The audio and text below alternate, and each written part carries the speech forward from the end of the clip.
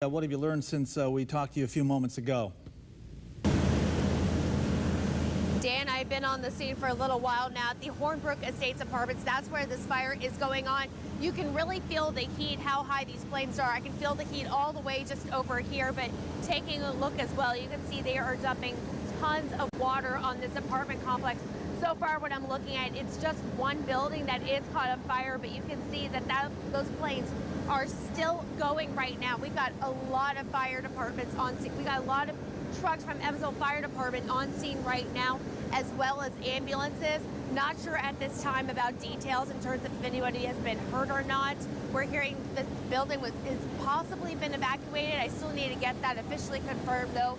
But I do see some residents out here now, and everybody's just really in awe and just staring at these flames. It's pretty memorizing right now. But you can just see those flames are still going as we speak. And like I just said, I can feel the flames just standing right over here with the heat.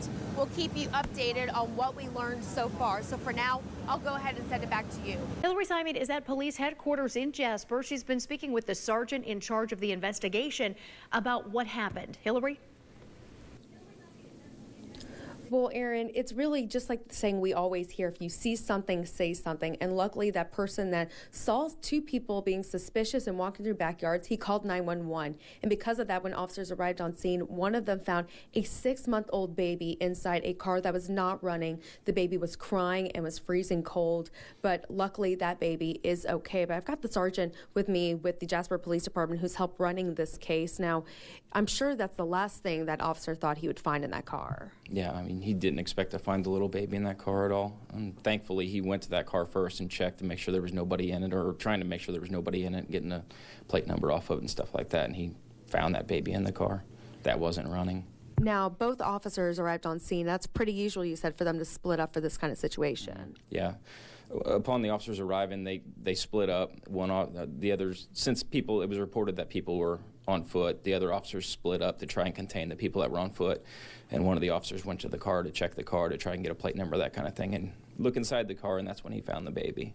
And I'm sure for viewers, this is hard to imagine, especially since we believe this is the mother and father of this child. Yes, it's the mother and father of the child. It's hard to understand why they did this.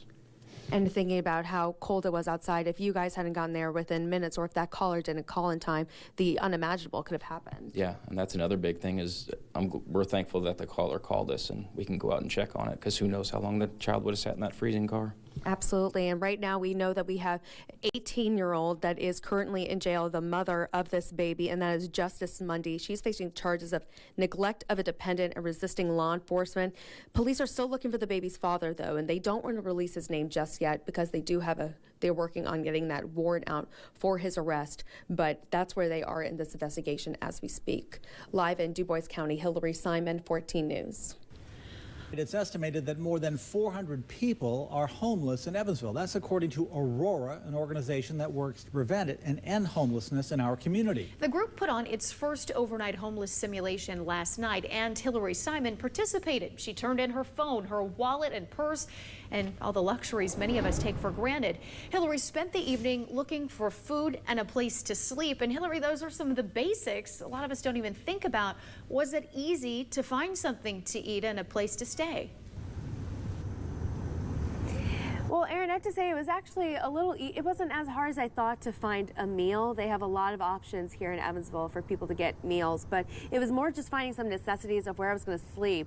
Finding a shelter was definitely one of the hardest parts. I talked about that all through Sunrise, about how we're treating this as a family. So I was with 2 men from Aurora and me. So as a family, we wanted to stick together. Well, that was a lot harder than I thought it would be, because those just fill up a lot faster. So in the end, we had to make the decision to stay together. We were able to find a meal at United Caring.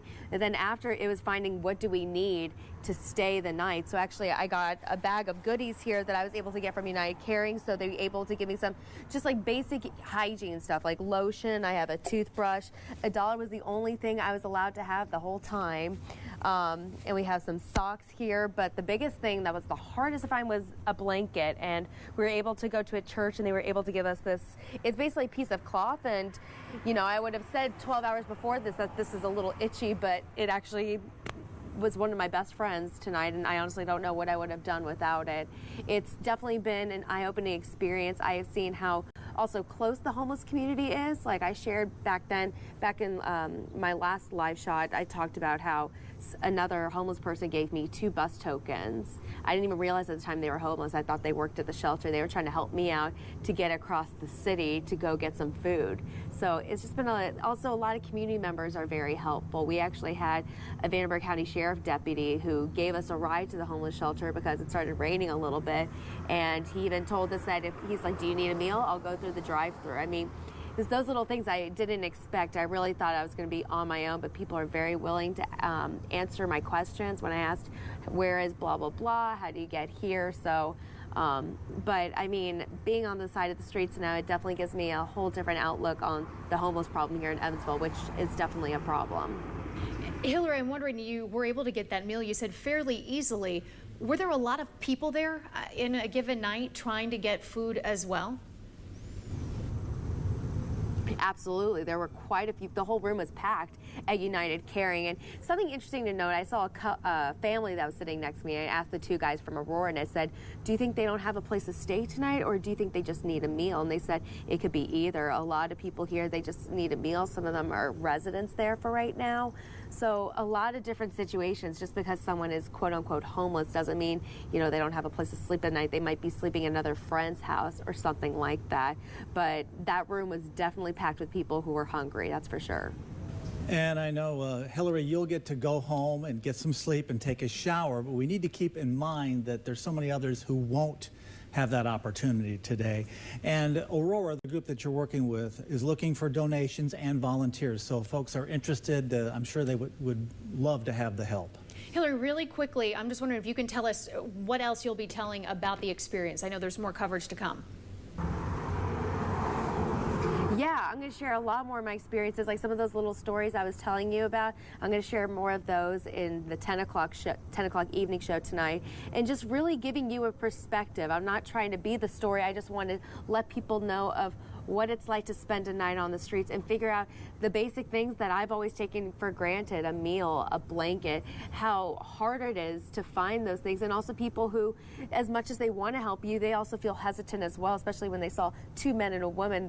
We went to some churches and people were first a little confused of what was going on. But I think I understand a lot more now on this side what it is and the struggles to live on the streets and figure out how to live without a home. All right, Hillary, we'll certainly look forward to hearing more about that. And for me, I became addicted to my son's addiction. Heroin and Henderson. Today we continue our look into what we're told is a growing problem in Henderson County, and the heroin users are as young as those in middle school. Now we'll hear the story of 2 mothers whose sons became addicted to the drug when they were young. Hillary Simon joins us in the studio now. Well, Dan and Aaron, these 2 mothers really brought a perspective of what this drug has done to their family. One of them is lucky to see their child in recovery now. The other will never be able to hold her son again. Here's how heroin changed their lives. Our family has been torn apart. Watching your children go through loss like that and then suffer. It didn't have to happen. It did not have to happen. These mothers have several things in common. Their kids were friends. We raised our children in church. We ate dinner together. Very intelligent. Duke University wanted to follow him. But what tore them apart was heroin. Kathy Melton's son, Jake, started using the drug at the age of 15, and by 16, he overdosed. I mean, he's not breathing on his own. He had seizures all night. And, when he woke up and you tell him everything that we've been through, over the past 48 hours, you think that would be rock bottom. Less than a month later, Tammy Vaught's son, Tanner, who was best friends with Kathy's daughter, died of an overdose. He was 20 years old. I would rather Tanner had 100 charges or sat in jail for 5 years than to not be alive today. Kathy tried everything she could to stop Jake from using. I knew through word of mouth from my daughter who was selling, and one of the young men that was supplying heroin here, he was in my daughter's class. She's 18. And I mean, that's who Tanner was getting his heroin from. And a little girl that my daughter cheered with, she just got arrested for trafficking heroin. She's 20. She soon realized this drug was much bigger than her. And the hardest thing was realizing that I was not in control. I could not control this. And that I had to just step back and love him through it. And luckily she can. He's 4 months out of treatment, working in Louisville. As for Tammy, all she has now are pictures and memories of her son. Obviously a heart-wrenching situation for any family involved, but Hillary, since you've been working on this series, you've seen some kind of positive things coming through. Yeah, more people have been emailing me since the series started on Monday, and people are telling me, you know, we are seeing this as a problem. Several people have reached out to me, told me that they're seeing it. They've talked to their child about it as well, so it's growing. Yeah, and we talked about this at 5. I think a good reminder for people who are just tuning in now, warning signs that these people who've been through it, say other parents or friends, should be looking out for. Yeah, if they're tired a lot, if their appetite changes, if they're asking for money, they told me those are some signs to be looking for. But the biggest thing is that when you do see those, don't be quiet. Do something and make an effort to help them. Yeah, okay. Well, great reporting, and we appreciate that look to it. You can check out all 3 parts of that special report at 14news.com. Hillary, thanks. They also give back to many local nonprofits, including the Easter Seals Rehabilitation Center. Hillary Simon met one Street Rod member who knows the impact that help can have. It's an event many look forward to every year. Let's go up this way. Let's go up. Okay. Thousands of classic street rods filling the Vanderburgh County 4-H Center for the Frog Follies. It's history. It's vintage. It's fun, yeah. Maurice Berendes and his wife Sherry are members of the Evil Iron Street Rods. They've got a 1946 Chevy pickup at home. But a few years ago, they really learned there's more to the group than old cars. Unfortunately, 2.5 years ago, I fell off a scaffold, injured my spinal cord, so therefore I became a patient at Easter Seals. When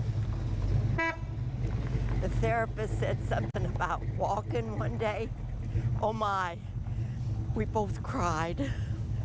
With rehab at Easter Seals, Maurice is moving forward, doing what he loves. Well, I tell you what, it's beautiful, and he done a good job for you. And the street rods helped. The group gives a large portion of the money raised at Frog Follies to Easter Seals. It's an ongoing and a long-lasting relationship. It started years ago. People are giving over $1 million to Easter Seals. And I mean, I just think that is so good. And little did we know that we would be the recipient of all of that too. You got to start talking to me about your car. We've come a long way, so we have nothing but appreciation for the Easter Seals. Now they can enjoy an event that brings their 2 favorite organizations together. Hillary Simon, 14 News. Very nice, Hillary. Thank you.